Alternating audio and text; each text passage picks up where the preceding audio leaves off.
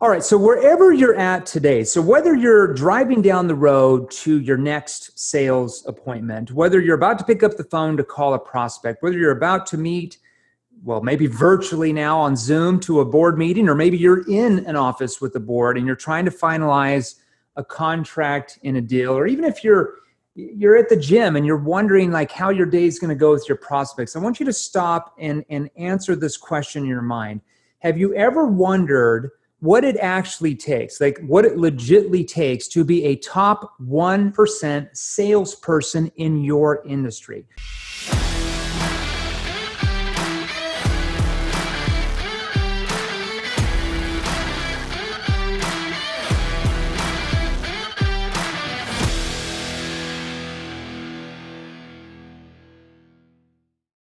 The salesperson who makes all the money. You know what I'm talking about. They get any promotion they want. In fact, they turn down many promotions that they don't even want. They have all the respect of the company owners and everybody in the organization. And the salesperson who leads by example. My next guest is going to answer that question for you. And let me give you a very small taste of this man's background. My guest is a former senior executive with general management and sales and marketing expertise with major healthcare organizations. And for 25 years, he's consistently built shareholder value by selling and marketing high technology products and services in the domestic and international markets. He is currently founder and chairman of Strategic Dynamics, Inc., the firm that helps organizations accelerate revenue generation by improving sales effectiveness. That's why you're listening on this podcast right now. The firm offers new hire and behavioral style assessment tools that specialize in leadership, sales, management, conflict resolution, and communication, buy and sell process mapping, development of sales playbooks and buyer personas, and several programs based upon his 2 books entitled The Seller's Challenge, How Top Sellers Master 10 Deal-Killing Obstacles in B2B Sales. I just ordered that. And Buyer-Centered Selling, How Modern Sellers Engage and Collaborate with Buyers. Now, as Vice President of Sales and Marketing, he sold high technology medical products and services through a variety of distribution channels in a wide array of markets worldwide. He was also, I could go on for hours, the CEO of 2 specialty hospitals, the Vice President and General Manager of an ancillary services division, and the President of a medical services company. I'm wondering how he fit all this in. This is awesome. He's got a bachelor's degree in biology from the University of Detroit, a master's degree in management, and a master's degree in business from Peter F. Drucker and Masatoshi Ito Graduate School of Management at Claremont Graduate University. I'm from Arkansas. We can't pronounce names. He's got a master's degree in education from the University of California, San Diego, UCSD. He's also registered and certified respiratory therapist. He's the co-author of a book entitled Selling to Hospitals and Healthcare Organizations, a glossary of business acumen and personality, and he resides in beautiful Scottsdale, Arizona. We were just talking about this. Please welcome to the show, Mr. Tom Williams. Tom, how are you? Thank you, Jeremy. Welcome. Glad to be on the show. Hey, so I'm excited to have you on here, and I love talking to trainers and sales professionals who love talking about human behavior and how human behavior deals with people buying or not buying and how that applies to being a top salesperson. So thanks for being on here. So here's what I want to do. I want to dive right into your story and really let's give our listeners kind of a feel for your background and really how you arrived at this point in your life where you're one of the elite authorities on leadership, sales, and persuasion. Can you tell us a little bit more about your background and how this started for you? Like, how did you learn all these skills? Well, thanks, Jeremy. It's interesting. I think I started in sales when I was about 10, 11 years old. And I was born and raised in Detroit, Michigan. I wanted to buy a bicycle. And my dad told me, if you want a bicycle, go out and earn the money. So I was during the middle of winter, it just started. And as you know, in Detroit, you get a fair amount of snow. So I went through the subdivision and I would, it would be 4 to 6 inches of snow in the ground. And I would go up and knock on a door, and I typically be like a Saturday morning. I knock on the door, and a guy would answer the door. The man of the house would answer the door, and I would look at him and say, "Sir, there's 4 to 6 inches of snow here on your driveway and your porch and your steps, and for $15, I can clean it for you. And oh, by the way, it's 10 degrees out here." Yeah. And he would look at me in a sweater or a sweatshirt and think, this is a pretty good deal. And so that's how I first got started in sales. And then after I got done, they typically give me a tip.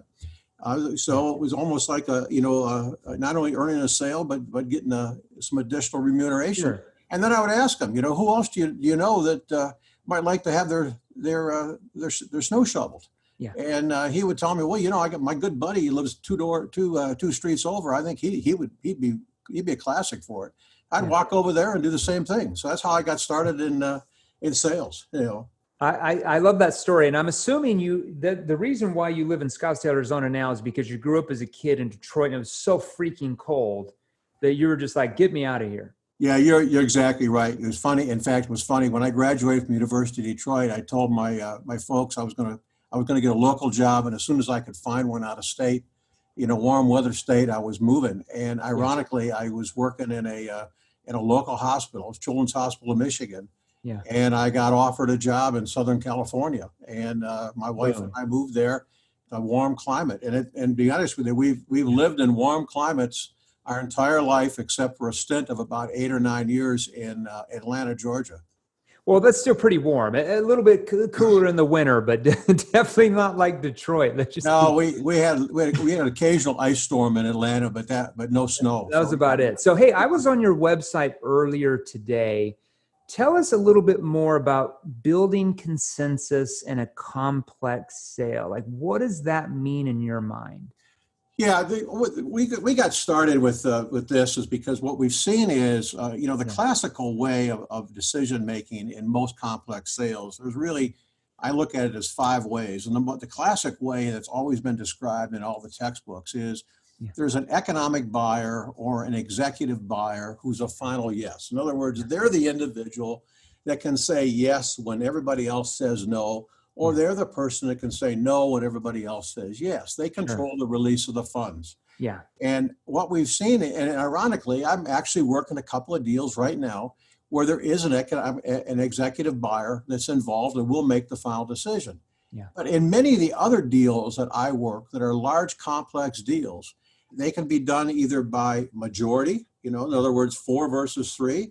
They can be done with unanimous, all 9 people have got to agree. Yeah. Sometimes there's an expert that's involved, that says, and we'll defer to the expert because he or she has the most expertise in this product, service, or solution. Yeah. But what's really evolving is consensus. And what all consensus is an agreement that allows a committee or a team to make a decision. Yeah. And so think of it as a collective yes, that's really what it is. So it can be a solution that everybody can kind of agree with, or it's palatable. Right. Okay.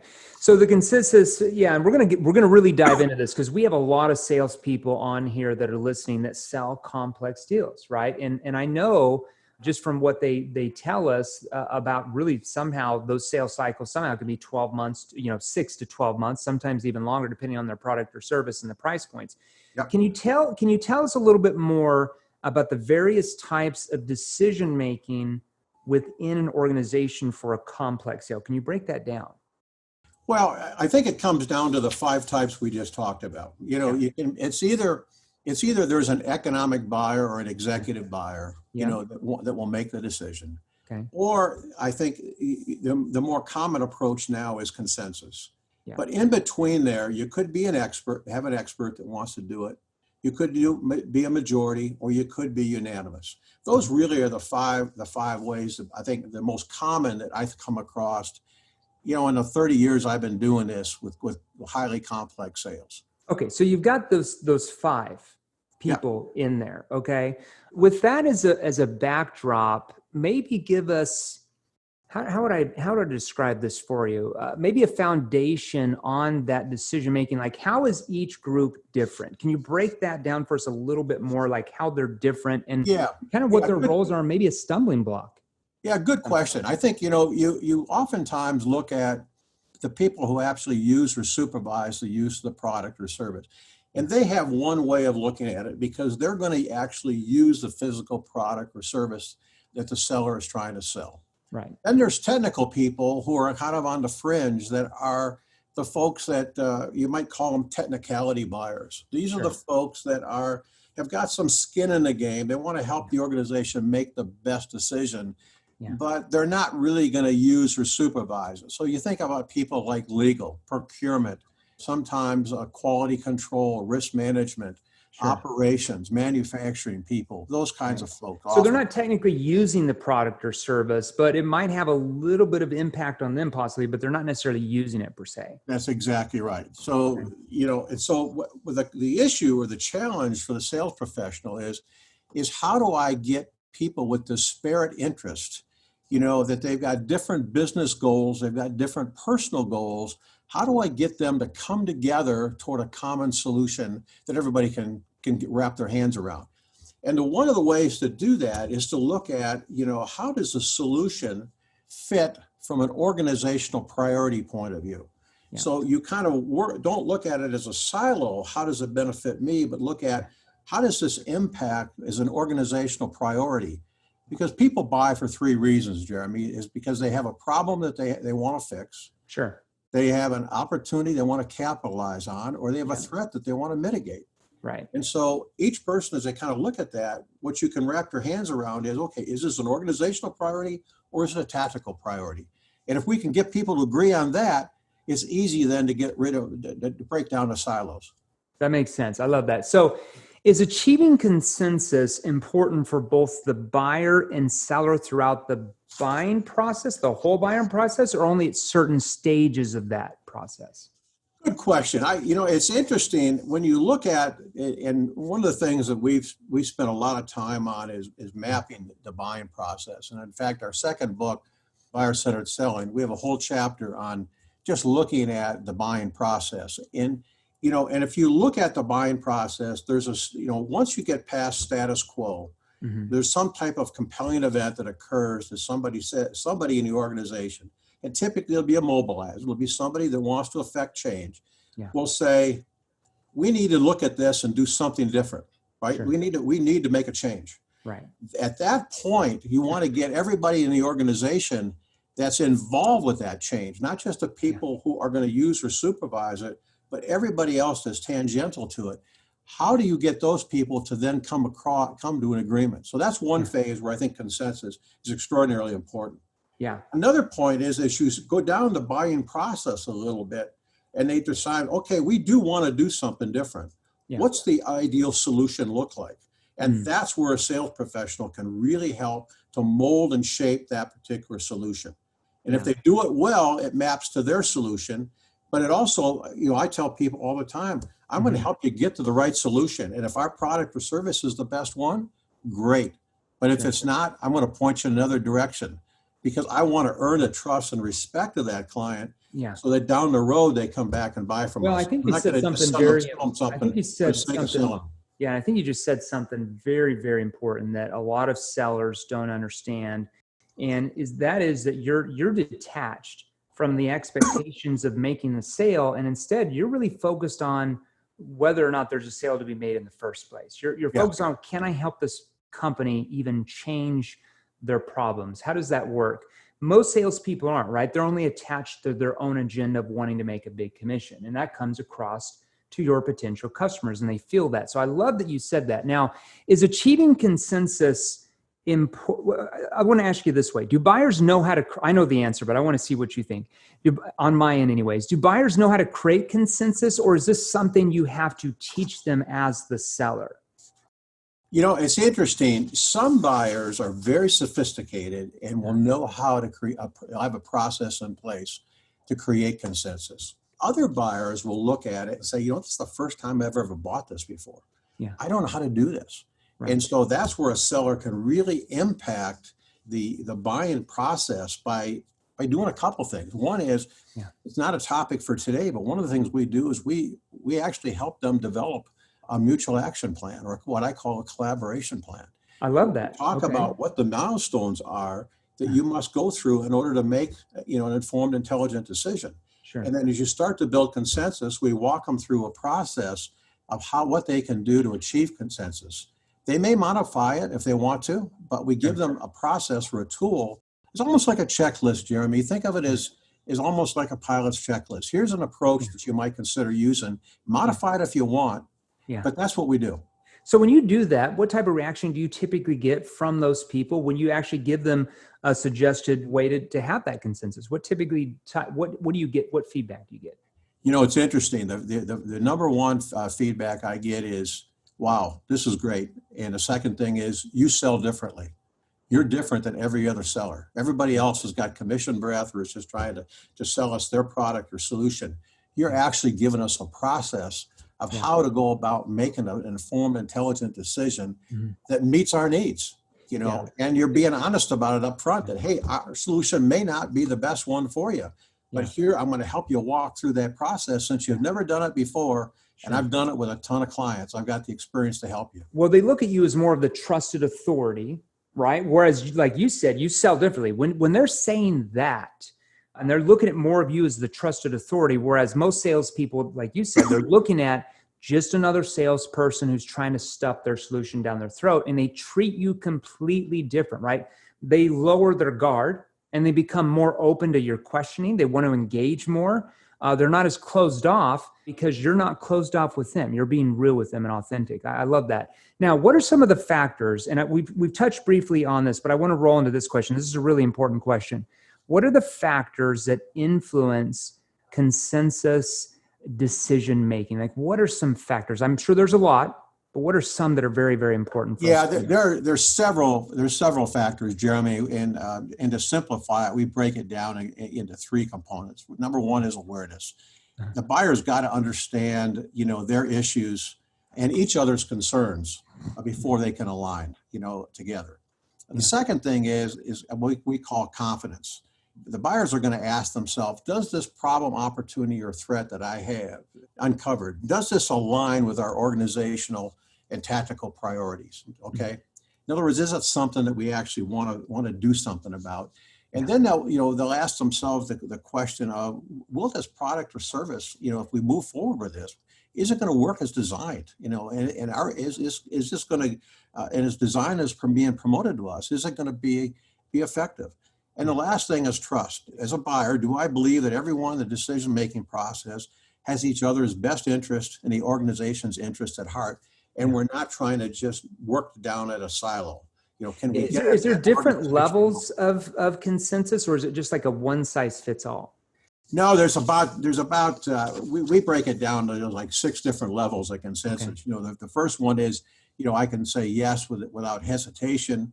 The second one is I find the decision perfectly acceptable. And all the way down to number 6 is I don't fully agree with the decision, but I don't want to get in the way of everybody else that is for it. So we break it down into gradations because really all we want the buyer and the seller to do is to understand it's about a collective yes, right? It's not about everybody saying vehemently I'm for this. It's about a collective yes. But the idea is, and the benefit of this is really a couple things. One is, if you're the customer or the buyer, you're going to make better buying decisions, right? The second thing is if you think about it in terms of group dynamics and relationships, you're going to improve that because you're getting everyone involved in the decision-making process. Yeah. And the third thing everybody wants to do is mitigate risk and have a streamlined implementation process, an implementation plan. And it does that, right? Because it breaks down the barriers. Tell me this, because I know a lot of people are going to ask this question, like what is a question that you can ask early on in that sales cycle to really determine who the real decision makers are? Not the standard like, oh, who's the decision maker? Because everybody says that, right? And they're used to that, right? But what questions do you ask to really find out who the real decision makers are, to really understand how to include them in that sales process? Well, I think there's a couple of approaches that you can use, Jeremy. One is historically, how as a seller, who has been involved in the sale of the product or service in the past? Yeah. So you've usually got a litany of people by title or by department that have got a pretty good idea of that. I think the second thing is to ask the individual you're talking to, who else does this product or service impact within the organization? And is there anybody outside the organization that it may impact? Because it could be a distributor, or a wholesaler, somebody like that in the chain.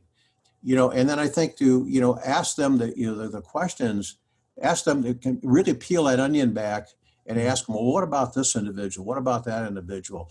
Sure. Once you get somebody that says, I've got a individual. Let's say if I'm selling into a hospital, I may have a specific nurse. I might ask them the follow-up question is, well, what about other nurses? Yeah. Are they involved? What about the nurse? Who does she report to? Is the supervisor, director, manager? Are they involved? Because most of the time they're going to be involved. Yeah, and I guarantee you, when you ask those follow-up questions and you're peeling more layers off, you're probably finding out a lot more decision makers than what maybe they really even thought about when they first started talking to you. And that's important. Like when you're listening to this right now with what Tom is saying, is that you have to peel off more layers. If they just tell you a few people, it's probably going to be more than that. What a good question that we always use is, can you walk us through the criteria that your company uses when picking a company to kind of solve these issues that you've talked to me about? Like, can you walk us through that criteria, that process to see if we can help? And then they'll start telling us and we'll ask them the same questions. Okay, but what about this part of the division over here? Like, how would this impact them? And then you'll find instead of 2 or 3 people that they originally said, now there's 8. Right. And if you would have kept going through that sales process just with those 2 to 3 people, that's how a lot of salespeople lose these bigger deals, because they don't understand that behind those 3 people, there's another 3 or 4, and they're influencing that decision. And then suddenly the prospect is gone and they don't know what went wrong. But the problem is they never included everybody who was really influencing that decision maker. Yeah, and the other question you can ask, Jeremy, is based on our experience, we've often seen that this and this individual is involved. Would they be involved, in your opinion, would they be involved in in this decision in your organization? Yeah. So you kind of put the onus back on them.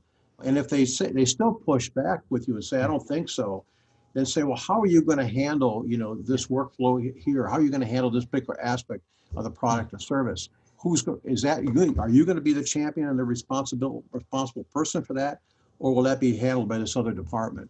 And really it gets people thinking that maybe I need to open up my thought process. Exactly. And in addition to you, who else in your organization recognizes that this might be a major problem in the company?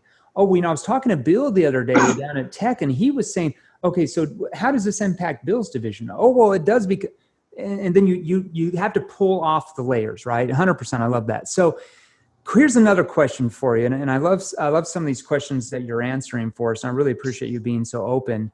What are the benefits? We touched a little bit about this, but I want to go deeper. What are the benefits of creating consensus for the buying organization? Like, what is the biggest benefit for you and them?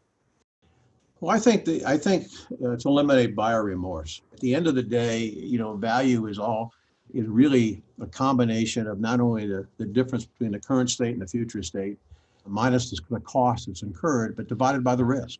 Yeah. And so, buyer remorse is huge. And I think what buyers want to do is know that they're making a safe decision, because change is difficult. Yeah. Change for all of us. I will tell you, I'm the classic for being difficult for change. Every time I go into Olive Garden for a meal, I have eggplant parmesan. And my wife says, why don't you try something else?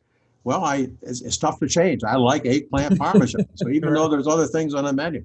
And I don't think I'm atypical. I think, most buyers have a really difficult time with change.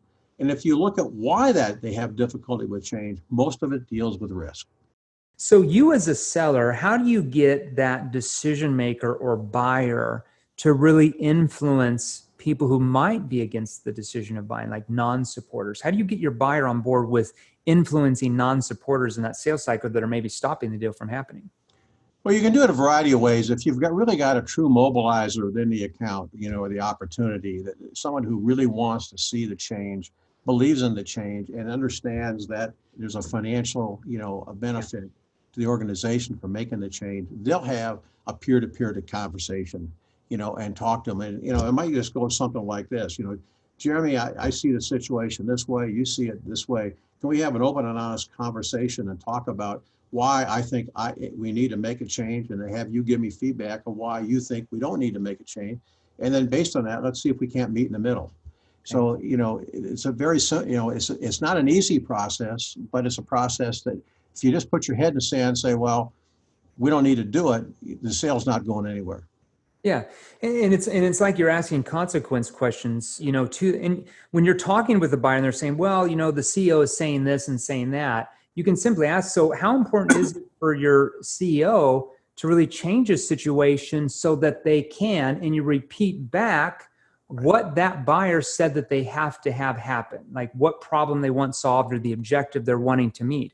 Oh yeah, it's really important. So what is he going to do if you guys don't do anything though? If you don't change your situation, if you don't X, Y, and Z? Oh, I haven't really thought about that before. So what are some things you can do to go back to him, to talk to him, to see if you can change the situation so you guys can, and repeat back what they said they wanted. So it's all about coaching them up to really influence the non-supporters on that account. Whereas if they just say, well, I'm going to go back and talk to him, I would simply say, so what do you think you're going to say to him, just so I understand? Yeah. Oh, I'm going to talk to him about this and this and features and benefits. And so I would simply stop them and say, well, you can definitely bring that up. Can I make a suggestion to you? Yeah, sure. Go ahead, Jeremy. Have you ever considered talking to him about some of the problems that you were talking about your, X, Y, and Z was happening, and because it was doing this, it was losing you guys, $3 million a year in revenue. Have you ever considered talking to him about some of those problems and how it's impacting money your company's losing? Because that's what they're more focused on, not the features and benefits of the product and service. And when you do that, it's like you're coaching them to influence those non-supporters where they start to support it, or at least want to meet you on that account. Yeah, I think it's all about how you build a case for change. If you start off by understanding here's the current situation, here's what the future state could look like if you make a change. What's that cost of inaction? What's the difference between those two? What's the gap? Then it is. It's what's the gap between those two situations. And if you understand and peel back the onion about, well, what's the root cause that's caused this in the first place? What are the constraints that have kept you from doing something before? And then tie it back to an organizational priority. Then it's a matter of understanding who are all the key people who are involved, that this solution could impact, from all the way from the beginning to the end of the process. And then once you do that, then you can start to ask questions of the folks who are non-supporters. I might say, Jeremy, what part of the solution bothers you? What part of the solution, would you modify, and how would you do it? If we did this, and this, would that earn your vote? There's ways to ask questions in a non-threatening way. And at the end of the day, if they're really almost illogical, I might say to you, Jeremy, would you be willing to put your feelings aside and your differences and support the solution for the good of the organization? Because I recognize in your particular department, this may be not a very palatable solution. It may create a lot more workload for you and discomfort, but for the organization, it's the best thing to do. Yeah. And almost asking like a consequence question, like, what are you going to do if nothing changes in this division, and then in 3 months it starts affecting you in XYZ parts, because then maybe they hadn't thought about it, like how it might impact their department if the department you're selling to, or whatever decision maker you're selling to, don't do anything about changing. It might not affect them today, but will it affect them down the road if they don't do anything about it? That's so important. So I wanted to ask you this question. This kind of leads me to this. How should sellers adapt their sales strategy to really help buyers achieve consensus? How can they adapt their sales strategy to help that buyer to achieve that consensus? Well, I think there's a couple ways, Jeremy. One is that you want to deliver insights that educate. It's really helping the committee members, the buying team, to think differently and strategically about a problem, opportunity, or threat that they're experiencing. I think the second thing is then build that case, help them build that case for change. Understand the current solution, the impact it has on the organization, the root cause, what's the desired outcome and the cost of inaction, what are the constraints that have prevented them from doing something, before, and then what's the organizational and tactical priority. Yeah. And then the third thing I think is, prepare the mobilizer. There's always somebody who's a change agent, within the organization, prepare them. Like, how do you help drive consensus with those mobilizers to really follow through and make sure everybody gets on board? Well, I think you deal with insight, not with thought leadership. And so to me, there's a big difference. Insights really demonstrate, that the current state and the future state are different. and that there's and they make them understand that that gap is painful, and it's not going away. Whereas thought leadership is usually around feature, function, benefits, those types of things. It's more company oriented, and I want to keep them focused on the problem, opportunity, or threat, and how big that thing is, and what it's costing them today. Right? Yeah, like where are they at right now? What's preventing them to get to the objectives that they told you they wanted, but more importantly, they told themselves they wanted, right? So if that's $100,000 price point you have, but that $100,000 could solve them losing $10 million a year or even $1 million a year, and that's a massive gap. And once they see that gap, that makes that solution, your price point, seem very, very cheap, right? Completely cheap.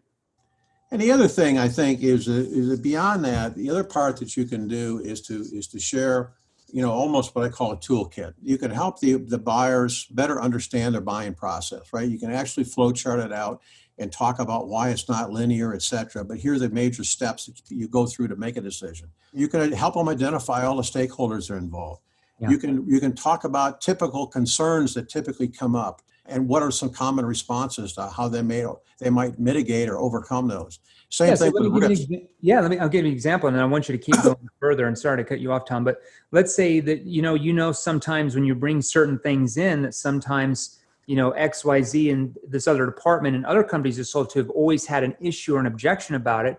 You want to prevent that from happening. So you might say, so what are you going to do if you go and you present this to your board and XYZ in this department says this? What are you going to do then?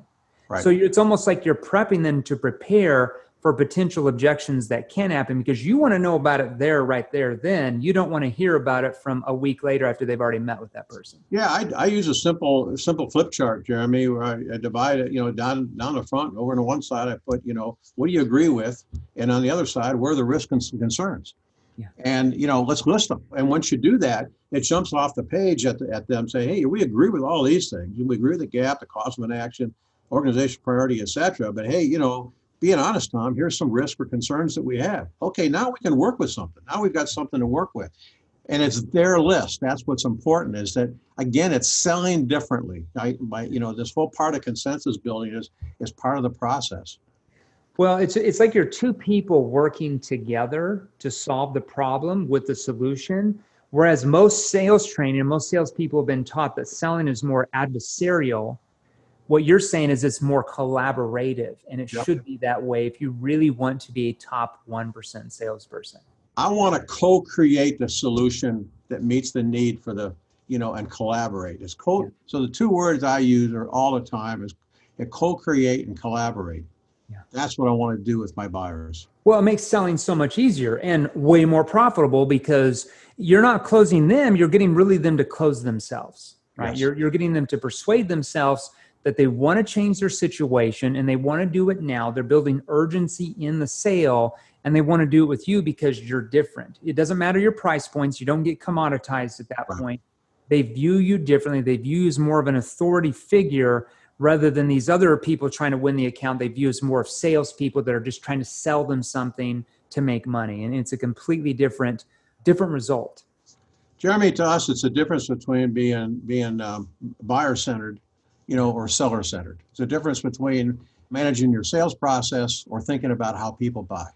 That's really what it comes down to. It's the saying, you got to stop acting like a seller and start thinking like a buyer. Right? Exactly. 100%. Hey, I can't thank you for being on here today. This is very valuable, especially even with our salespeople who might not sell B2B. Maybe they're B2C or they sell something different that's not B2B complex. Picked up something from today. Do you have any final thoughts or advice for our listeners before we end the show? Yeah, I think the final things I would say is a couple things. One is that if you really want to be successful in sales, there's a couple things I would suggest. One is really assess your strengths and weaknesses. Yeah. Always accentuate the strengths. Never stop trying to sharpen the arrow in your quiver that you can make yourself even better from a success point of view. But really look at those areas of weakness. And if you find an area of weakness, then then focus on 1%. I want to get 1% better each day. And the easy way to do that is listen to podcasts, read books on the topic, surf the web and download articles that have been written by experts on that particular topic. And all of a sudden you'll find that weakness becomes a really, really strong strength. And the last thing I would say is never stop learning. Every single day, you've got to ask yourself, did I improve myself by at least 1%? Well, and I think you hit it. Our company motto is training something that you did, or is training something that you do. Right. Because if you're not doing training continually, if you're not learning more advanced skill sets, well, guess what's going to happen to your income and sales? They're going to stay the same, or they're going to get worse. Nothing will ever improve for you. You have to learn the right skills and apply those in your sales process and the conversation. And then selling becomes very easy and very profitable. Here's what I want to know before we end as well. Where can our listeners learn more about you and your training? How can they get involved? Where can they learn more? Sure. The easiest way is to go to my LinkedIn profile, or they can go to our website, www.strategicdynamicsfirm.com. We're actually updating that right now. We've actually got a firm working on it. So what you see today will be much different in the next couple of weeks. But either of those two ways is the easiest way to contact me. So let's go to the website. Always use my cell phone as well. I always answer that cell phone, so you can call me by cell as well. I love that. So it's Strategic Dynamics with an S, firm.com. Strategic Dynamics firm.com. Yeah, or just look me up on LinkedIn. I'm always willing to connect with folks and enjoy it. Is there a place that they can opt in there to learn more about your training and stuff on your website? There is, or they can also go and just contact me directly. Perfect. I love that. Tom, I can't thank you enough. This was very, very exceptional, especially if you're in more of a complex sale that requires multiple decision makers that could take, weeks to months to actually do. Thanks for really breaking down that process for us. Very valuable today. Thank you. Jeremy, thanks for the invitation. I enjoyed being on the show. Awesome. Now, if you're serious about joining the top 1%, I mean the top 1%, and you want to experience more training content just like this, click the links right over there. Right over there, they're exactly what you need to see next. You see, I release new episodes featuring top salespeople and sales authorities, multiple six-figure, high six-figure, even seven-figure earners. And if you're new here, do yourself a favor and smash that subscribe button right below, and join our new Facebook group, Sales Revolution. You see, it's free, and there's a link in the description below just for you. We put it there for you. Finally, I make posts on Facebook and Instagram each and every day with more tips and training, so be sure and follow me and turn on your notifications.